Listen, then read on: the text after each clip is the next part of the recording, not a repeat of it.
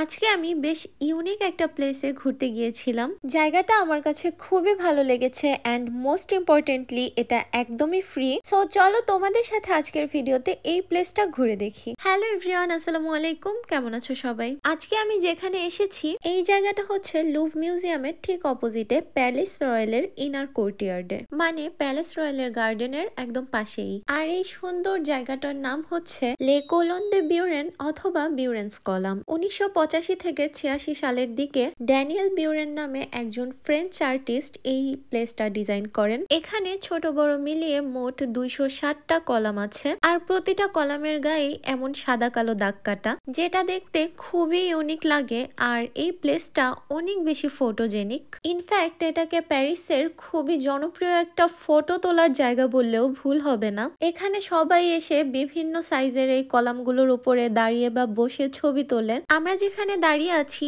এটার নিচেও কিন্তু একটা ফ্লোর আছে যেখানে মেইন কলামগুলো বানানো। এই যে এখানে আমি একটু ভিডিও নেওয়ার চেষ্টা করছিলাম, এটা খালি চোখে আরো বেটার দেখা যাচ্ছিল। আই মিন এইখানে যে আমরা কলামগুলো দেখতে পাচ্ছি এগুলো জাস্ট কলামের ওপরের কিছুটা অংশ, এর বেশিরভাগ অংশগুলোই মাটির নিচে আছে। মজার ব্যাপার হচ্ছে এই প্লেসটার এক এক কোনায় গিয়ে দাঁড়ালে পুরো জায়গাটার এক এক রকম ভিউ পাওয়া যায়। যেহেতু কলামগুলো বিভিন্ন সাইজের আর মেইনলি এই সাদা কালো স্ট্রাইপ গুলোর জন্য এটা কেমন যেন একটা ইলিউশন ক্রিয়েট করে। এনিওয়েজ এই তো আমি হাঁটতে হাঁটতে আরেকটা সাইডে চলে এসেছি অ্যান্ড এই দিকের কলামগুলো অনেক বেশি উঁচু ছিল। এইগুলোর পাশে দাঁড়িয়ে দাঁড়িয়ে অনেকে ছবি তুলছিল, আর যাদের ছোট বেবি আছে তারা বেবিদেরকে কোলে নিয়ে এটার উপরে বসিয়ে দিচ্ছিল। বাচ্চারা কিন্তু এই জায়গাটা এসে খুবই মজা পাবে। আমি খেয়াল করলাম টুরিস্টের পাশাপাশি এখানে অনেকে ফ্যামিলি নিয়েও এসেছেন। জায়গাটা লুভের একদম পাশে হলেও এটা কিন্তু লুভ মিউজিয়ামের তুলনায় অনেক বেশি নিরিবিলি আর একটু অন্যরকম। যাই হোক, এরপর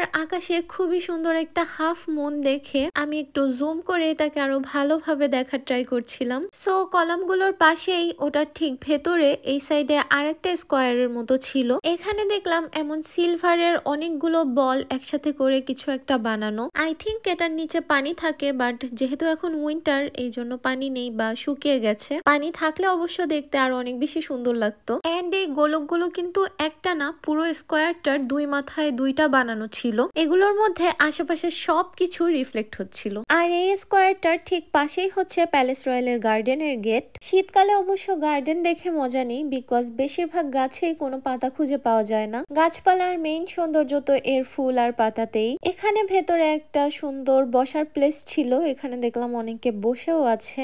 আর এই যে দেখো এখানে একটা গাছেও কোনো পাতা নেই। তবে আমি শুধু ভাবছিলাম বসন্তে এই জায়গাটা দেখতে কেমন লাগবে, যখন সব গাছগুলোতে বিভিন্ন রঙের ফুল ফুটবে। আমি ডেফিনেটলি ওই টাইমে আবার আসবো। এরপর একটু ভেতরে এসে দেখলাম এখানেও টুইলেরিস গার্ডেনের মতো রাউন্ড একটা লেক বানানো, বাট আনফরচুনেটলি কোনো পানি নেই আর মাঝখানের ঝর্ণাটাও বন্ধ। এনিওয়েজ গাইজ, এই ছিল আজকের ভিডিও। কেমন লেগেছে অবশ্যই জানাবে। ভালো লাগলে don't forget to like, follow, share and subscribe. See you in the next one. সেই পর্যন্ত সবাই ভালো থাকো। আল্লাহ হাফেজ।